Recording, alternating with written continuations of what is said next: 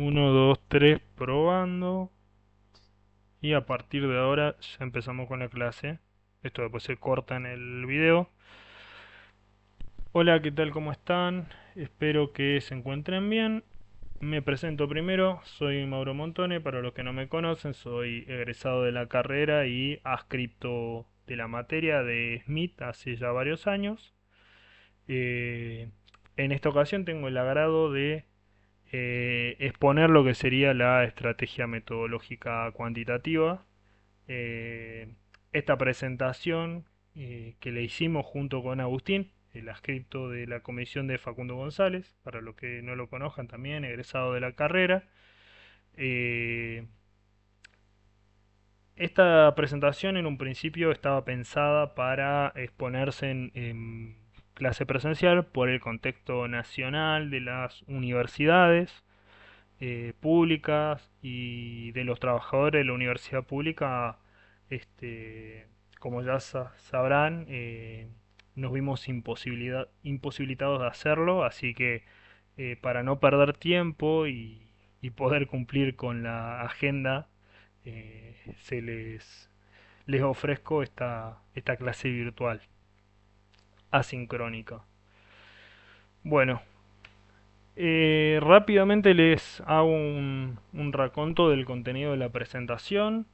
Parece mucho, pero en realidad es una cuestión más bien esquemática. Vamos a ir rápido por cada uno de estos aspectos que considero y consideramos en la cátedra con lo que respecta a la literatura, a la bibliografía de la unidad 2, que son los aspectos centrales del diseño de investigación cuantitativa.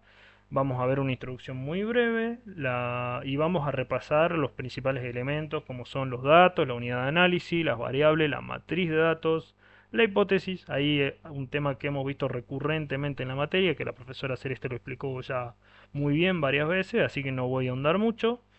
Lo que es la población y muestra y lo que sería el procedimiento de análisis, que cuando hablamos de diseños cuantitativos estamos hablando de análisis estadístico por lo general, algunos de sus principios eh, o de ideas básicas para entender de qué hablamos cuando hablamos del análisis estadístico, del análisis en diseños cuantitativos. Y bueno, por último, una breve referencia que no es más que la bibliografía que está en el programa respecto de esta unidad. Así que bueno, sin más preámbulos pasamos a lo que nos invoca.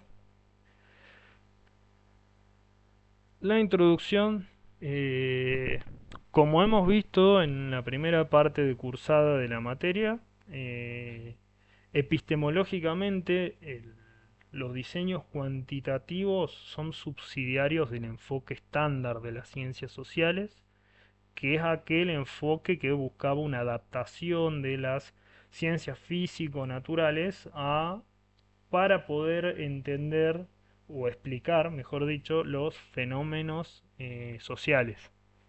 Eh, Esto en un nivel alto de abstracción, porque no implica que cada vez que alguien haga una investigación cuantitativa necesariamente ascriba al positivismo decimonónico, pero que sí los principios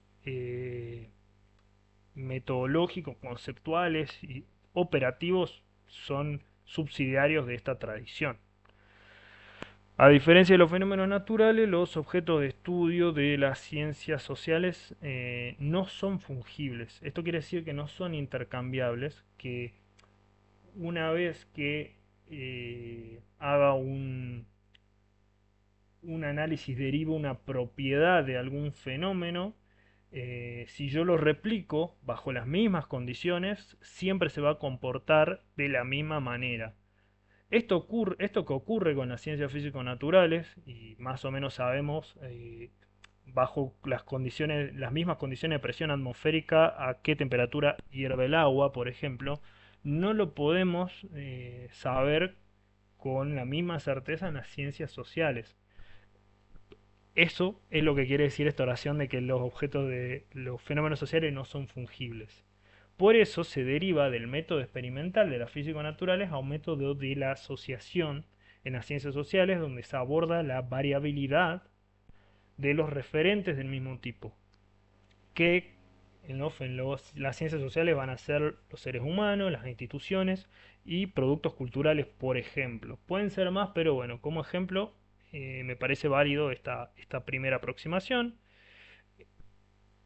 Después vemos un repaso de los principios del supuesto atomista, del enfoque estándar de las ciencias sociales, que bueno, estos principios son, lo vamos a asumir como principios operacionales a la hora de determinar un diseño cuantitativo que tiene que ver con que vamos a descomponer los casos en diferentes estados de una propiedad, que pueden ser valores de una variable. Ya vamos a ver qué significa esto, qué significa una variable y cómo lo entendemos. Que cada estado es perfectamente separable de su detentador, que cada estado es independiente del resto y que todos los estados a los que le fue asignado el mismo valor son perfectamente asimilables entre sí. Estos supuestos tienen que ver con la potencialidad y también con las limitaciones del modelo de los diseños cuantitativos. No son perfectos, tienen un potencial bastante grande para explicar fenómenos sociales, pero también tienen sus limitaciones como también lo tendrán los diseños cualitativos. Vamos a pasar a lo que es la centralidad del dato en los diseños cuantitativos. Eh, Su origen etimológico refiere al término datum, que significa algo dado, pero lejos de ser algo dado, los datos siempre son el resultado de un proceso activo de elaboración, la mayoría de las veces eh, muy trabajo, es una actividad que demanda demasiado trabajo. No son cosas que uno recoge, esto que siempre dice la profesora, eh, recoge como si fueran frutos de un árbol, sino que es un trabajo siempre activo, implica un procedimiento de medición eh, y como y toda medición implica asignarle una propiedad al, este, al objeto de estudio que nosotros tenemos. Este, el dato generalmente es un resumen numérico de esa propiedad que le hemos asignado a un objeto. Acá esta diapositiva quiero que nos detengamos un poco porque es un aspecto fundamental de los diseños cuantitativos y de el dato, que es el aspecto central de, de los diseños cuantitativos que tienen que ver con la estructura tripartita del dato. Esto Berenger, perdón, va a remarcarlo, que cualquier dato aislado consiste en una unidad de análisis que en una variable específica presenta un determinado valor. Y ahí tenemos por lo menos tres dimensiones en las que activamente un investigador define cómo se va a estructurar ese dato. Eh, ya lo vamos a ver materializado en distintas etapas de la investigación, que les puedo asegurar que todo dato consiste en estos tres elementos. Vamos por el primero. La unidad de análisis son los sujetos u objetos reales o ideales que integran una población o muestra de interés en la investigación. Mínima entidad empírica en donde se investigará el objeto de estudio. Y también esto es importante, se expresa siempre como un referente abstracto. No decimos, decimos ama de casa adulta de la ciudad de Salta en lugar de Doña Rosa de Salta. Este, Algunas unidades de análisis típicamente empleadas en la investigación social: individuo, familia, grupo, institución, distrito electoral, estado. A veces también, ¿por qué no? Las unidades de análisis pueden ser eventos, un concierto, una elección presidencial, un programa televisivo. Este, lo importante, bueno, tiene que ver con la unidad, la mínima entidad empírica donde vamos a investigar el objeto. Estas son cuestiones muy operativas, no tengo mucho más para desplayarme que lo que se ve en Filmina. Este, esta definición también que ven en esta diapositiva me parece importante para tener en cuenta que la unidad de análisis constituye un sistema definido por presentar propiedades, algunas de ellas constantes, las que definen su pertenencia a un universo, y otras variables, las que serán materia de análisis en nuestra investigación.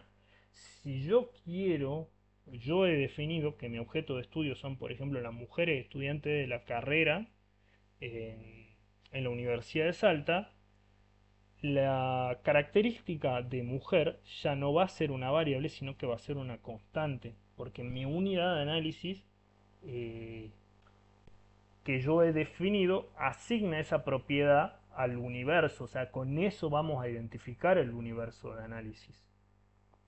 Y las variables van a tener que ver con aquello que yo quiero estudiar. Si quiero estudiar el grado de escolaridad de los padres de esas chicas, si quiero estudiar la valoración que tienen de determinadas prácticas o políticas nacionales o de la universidad, en fin, esto todo lo vamos a definir en base a nuestro objeto de estudio como venimos repitiendo en la materia. Ahora vamos con las variables, que una variable es un conjunto estructurado de valores, eh, un conjunto que recorre un espectro de posibles designaciones eh, y son las características que vamos a estudiar en nuestro objeto de estudio, en nuestra unidad de análisis.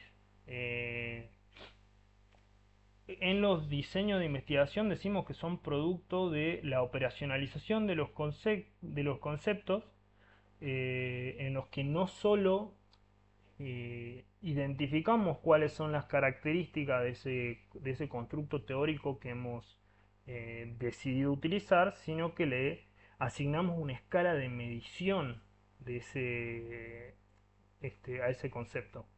Y acá me quiero detener, esta escala de medición tiene que ver con la estrategia cuantitativa. Esto es un aspecto central en la definición de las variables. Pueden ser de tres maneras. Puede ser categórica, y esto implica una escala nominal que no permite, estas variables también se les llama en los estudios cuantitativos, paradójicamente se les llama variables cualitativas, ya que no tienen una propiedad numérica que se pueda asignarle. No es posible decir que, por ejemplo, hacer una operación matemática con la categoría mujer, más allá del recuento de la frecuencia o proporción de cuántas mujeres hay respecto de hombres, por ejemplo. Pero las variables categóricas implican una escala nominal en que cada categoría es perfectamente diferenciable de la otra, pero no mucho más que eso. No es posible determinar una distancia entre la categoría A respecto de la categoría B. Eh, Algunos ejemplos claros de esto son el sexo, la nacionalidad, la religión.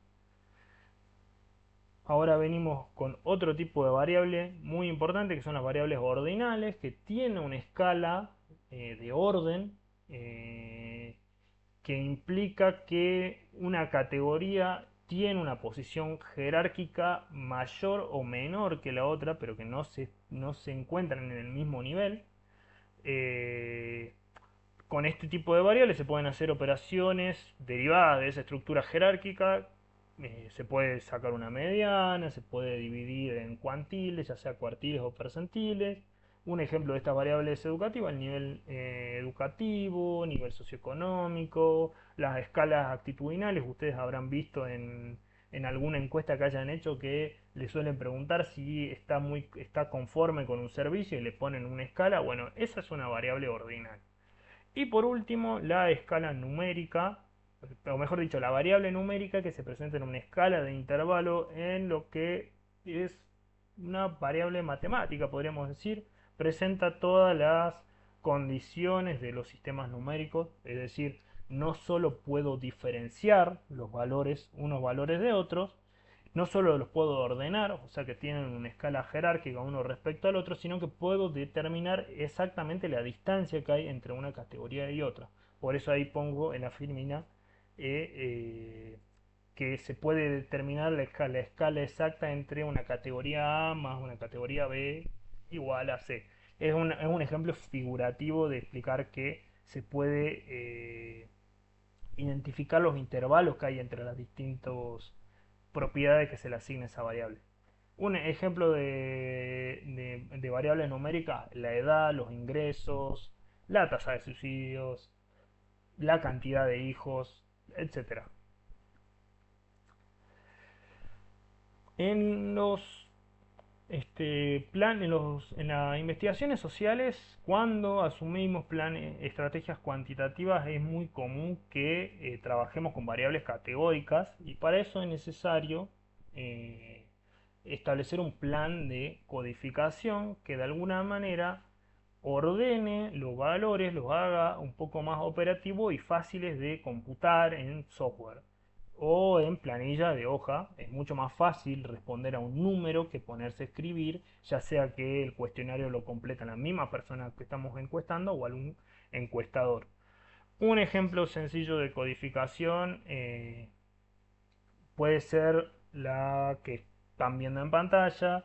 Este, para la variable de estado marital, le asignamos un 0 al no contesta, un 1 al soltero, 2 a casado, 3 divorciado, 4 información faltante, que para una pregunta aparentemente este, de fácil respuesta le asignemos 4 posibles respuestas, tiene que ver con los siguientes eh, propiedades de la operacionalización de variables categóricas que tienen que buscar la exhaustividad, es decir, eh, tratar de comprender el mayor número de atributos posibles. De ahí que siempre se recomienda, sea cual sea la pregunta que uno haga, que se le añaden las respuestas otro o no sabe, no contesta en los cuestionarios.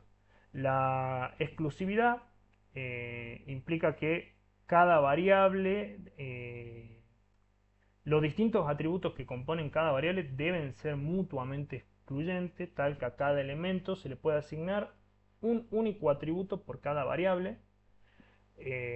La precisión, tratar de, en un plan de codificación, lograr poner el mayor número de variables posibles, pero sin agotar, porque tengan en cuenta que las encuestas se hacen en un tiempo determinado y corto de tiempo.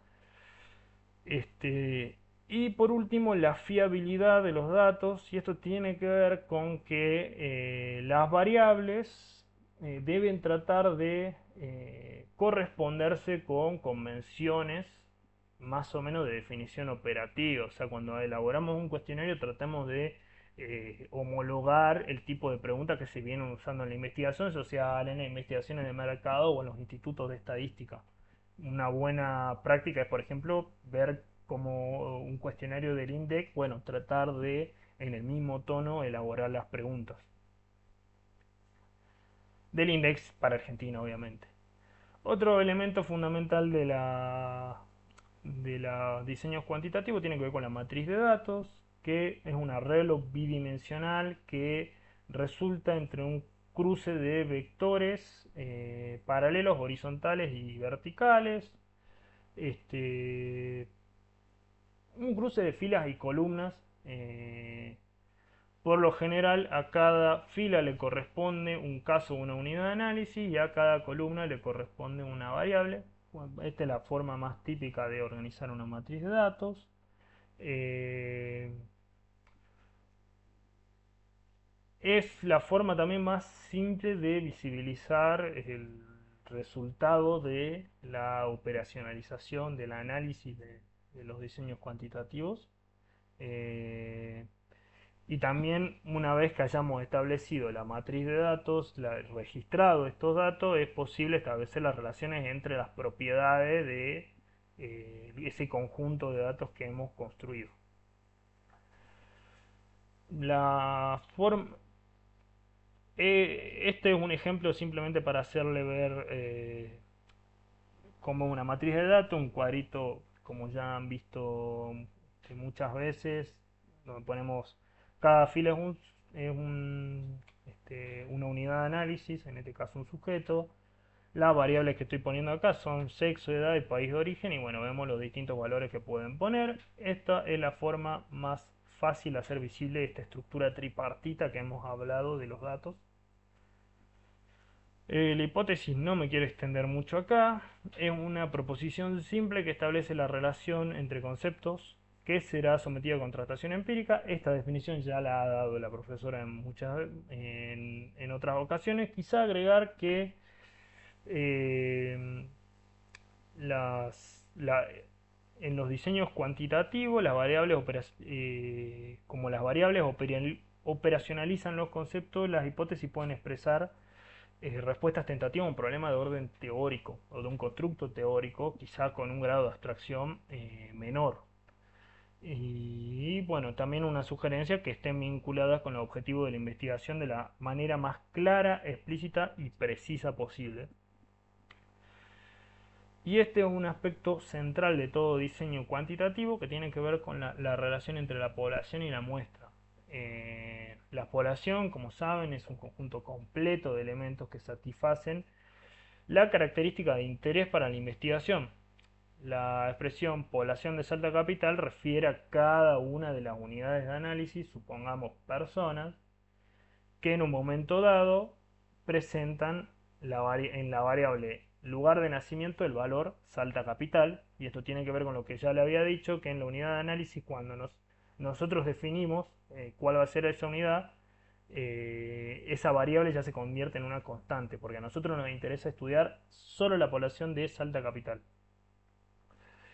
Cuando se trabaja con toda la población de interés, estamos en presencia de un censo eh, que implica la enumeración completa de todos los elementos. Por los elevados costos de un censo, materiales, humanos y cognitivos, es difícil que se suela trabajar con uno. Por lo general se hace necesario extraer una muestra.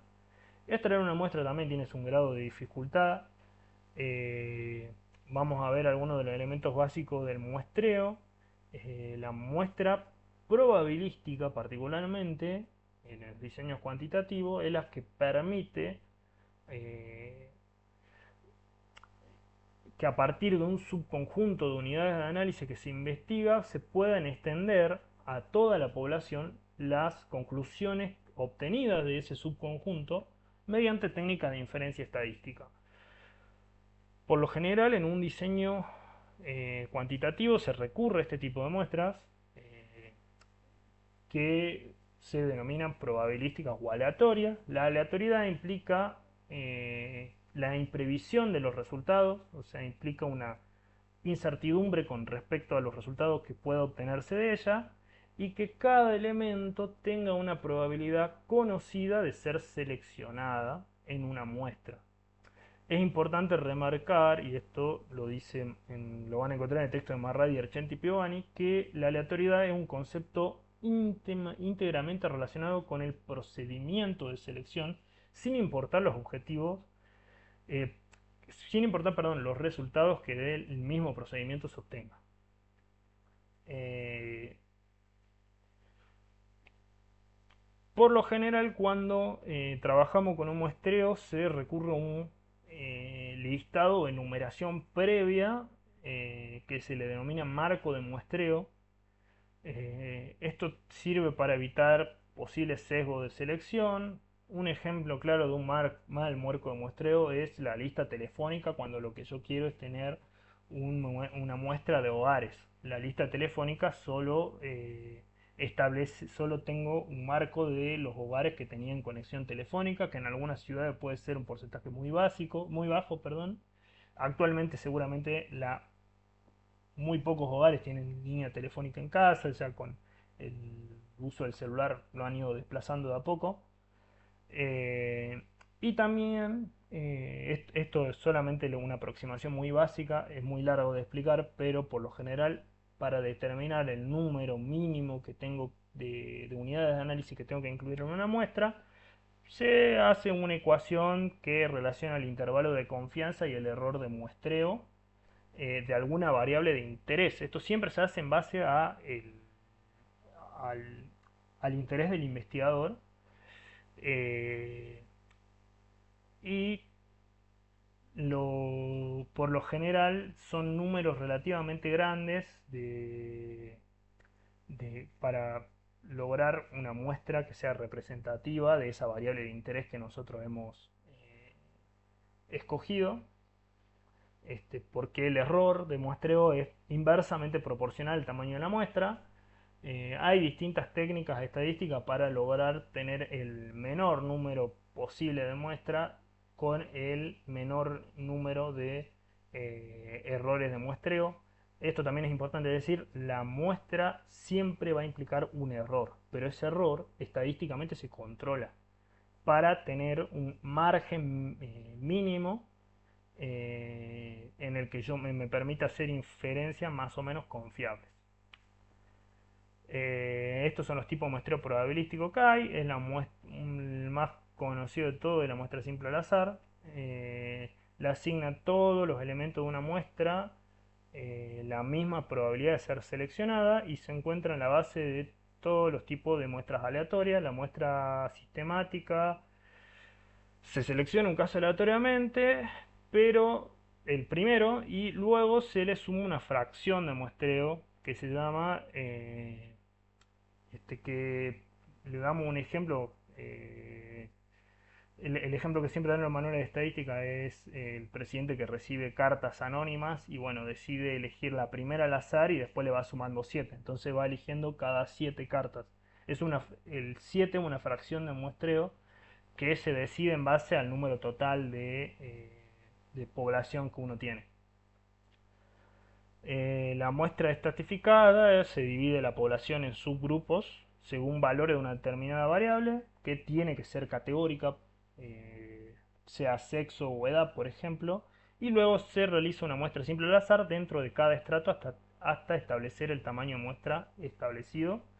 La muestra como por conglomerados tiene un procedimiento parecido al estratificado. Quizás la diferencia más grande es que en los conglomerados generalmente uno trata con subconjuntos que son heterogéneos entre sí. La muestra estratificada trata de que los conjuntos sean homogéneos hacia su interior. El proceso de análisis, y ya vamos terminando, vamos a tratar de hacerlo lo más rápido posible. Eh, los procesos cuantitativos suelen presentarse el proceso de análisis en las últimas etapas, luego de construir los datos, de tabularlo en una matriz, se hacen una serie de cuadros estadísticos que habrá que leer en función de los objetivos que nosotros nos hayamos planteado en el diseño de investigación.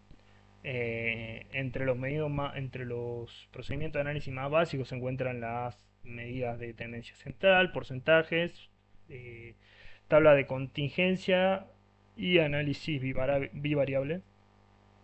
Las medidas de tendencia central, pese a su simplicidad, casi toda la estadística o el análisis estadístico se centra en estos dos conceptos de las medidas de tendencia central, que buscan encontrar la centralidad de los datos, es decir, los valores o los atributos que con mayor frecuencia se le asigna una unidad de análisis en un conjunto de datos, y la variabilidad de los datos, es decir, cuánto varían el resto de los datos respecto de ese centro que hemos definido. Las medidas de tendencia central más conocidas son la moda, que es el atributo que con mayor frecuencia se repite en un estudio, el promedio, que es sumar todo el conjunto de valores de un conjunto y dividirlo por la cantidad de elementos que tenga ese conjunto, es decir, por la cantidad de unidades de análisis. Y la mediana, un poco más complejo si se quiere, pero en realidad no tanto, es ordenar ese conjunto de valores de menor a mayor y bueno, quedarnos con el valor que divide equitativamente todo ese conjunto de datos ordenado de mayor a menor. Las tablas de contingencia son el resultado de un cruce de variables en una tabulación cruzada. Ya habíamos visto que teníamos una matriz de datos eh, donde veíamos que cada fila era una unidad de análisis, cada columna era una variable. Cuando hacemos un cruce de variables tenemos tanto en las filas como en las columnas hay variables, porque lo que estamos viendo es la frecuencia conjunta.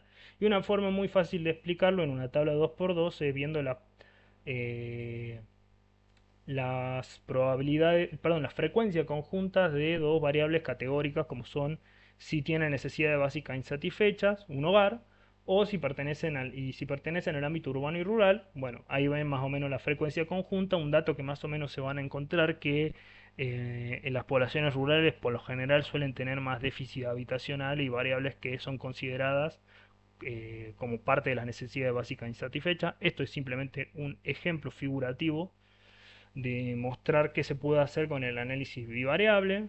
eh, y bueno, después pueden jugar un poco y en base a la matriz de análisis que han construido, ver eh, las distintas combinaciones y poder de alguna manera abordar y describir y por qué no más adelante hacer alguna inferencia respecto de el conjunto de datos que estén analizando y que han definido en su eh, diseño de investigación. Espero que les haya servido de algo esta clase, espero que la vean con calma. Cualquier pregunta, bueno, saben cómo contactarme en la cátedra. Agustín también, que ha trabajado conmigo con esto, pero que en esta etapa lo estoy grabando solo. Ya veremos la forma de hacerlo en conjunto. Y este material va a quedar subido, se lo puedo facilitar ya sea en la plataforma de la materia seguramente, o si no veo de cómo acercárselas. Esta es la referencia bibliográfica que se ven en la materia, cuando vemos este módulo, están en el programa, así que los pueden encontrar. Espero que estén bien, cualquier tipo de consulta, de vuelta saben dónde contactarnos y espero que se encuentren bien, nos vemos.